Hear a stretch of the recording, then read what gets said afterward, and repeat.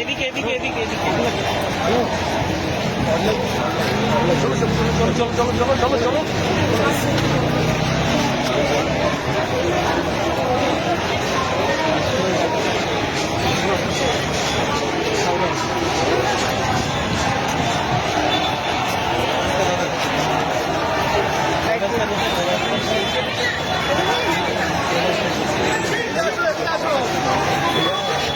এদিকে একটুখানি রাস্তা একটু ছেড়ে দাও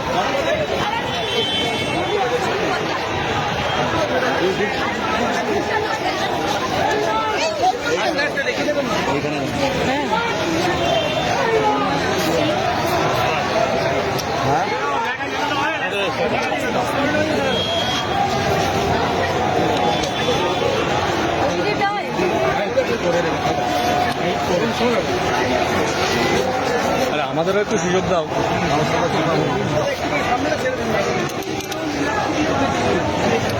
আপনি একটু সরে যাবেন দাদা আমরা একটু পাশে পাশে গিয়ে আপনি একটু নিচে হন, নিচ থেকে তুলুন, নিচ থেকে ঢোক নিচে। এই লড়াই দীর্ঘদিন গোটা পশ্চিমবঙ্গবাসী, আর আজকে গোটা শিক্ষক কর্মীদেরকে রাজ্যের সরকার রাস্তায় বসিয়ে দেয়।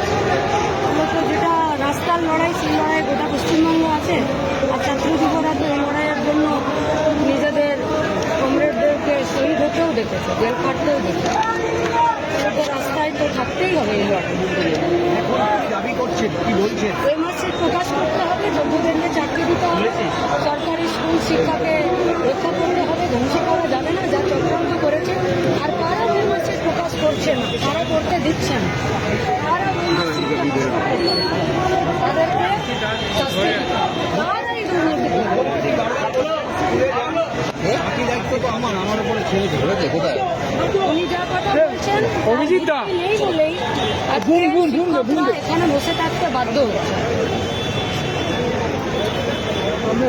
আজকে কেউ নিজের ইচ্ছায় এখানে বসে নেই, কেউ নিজের ইচ্ছায় বসে নেই। সরকার এমন একটা সিচুয়েশনে শিক্ষক এবং শিক্ষাকর্মীদেরকে নামিয়ে দিয়েছে যে আজকে তারা এখানে রাস্তায় দাঁড়াতে, বিক্ষোভ করতে, আন্দোলন করতে বাধ্য হচ্ছে। তাদের তো আজকে রাতে প্রিপারেশন নেবার কথা যে কাল সকালে কি পড়াবো। নাকি এই পরিস্থিতিতে দাঁড়িয়ে এই ডেডলক সিচুয়েশন যে অবস্থা দাঁড়িয়ে আছে, সেই সিচুয়েশন কাটার জন্য কোন রকম পরিকল্পনা কি আপনাদের আছে বা ভাবনা? ওএমআর সিট প্রকাশ করে দিচ্ছে, বাকিটা এই পশ্চিমবঙ্গের স্কুল আছে, তার চেয়ার আছে, আর যারা যোগ্য তারা আছে। গোটা পশ্চিমবঙ্গের মানুষ একত্রিতভাবে যোগ্যদেরকে তাদের চেয়ারে নিশ্চিতভাবে বসাবেই। মুখ্যমন্ত্রী বলছেন এই গরমে না বসে যেন এখান থেকে উঠে যায়। তাহলে বাথরুমটা কেন দিচ্ছেন না, জলটা কেন বন্ধ রেখেছেন, কেন ওনাদেরকে বারবার মিথ্যে কথা বলছেন?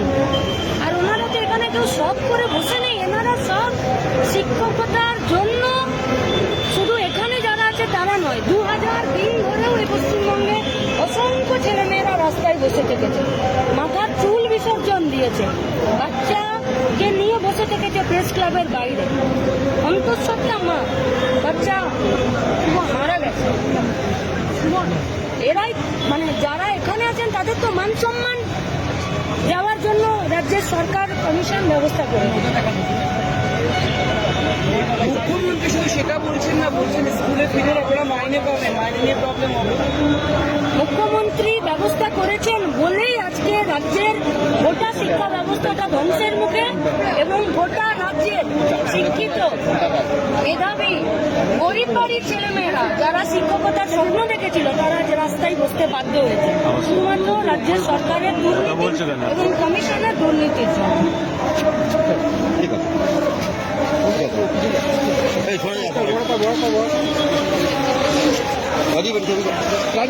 একদিক দিয়ে ধর।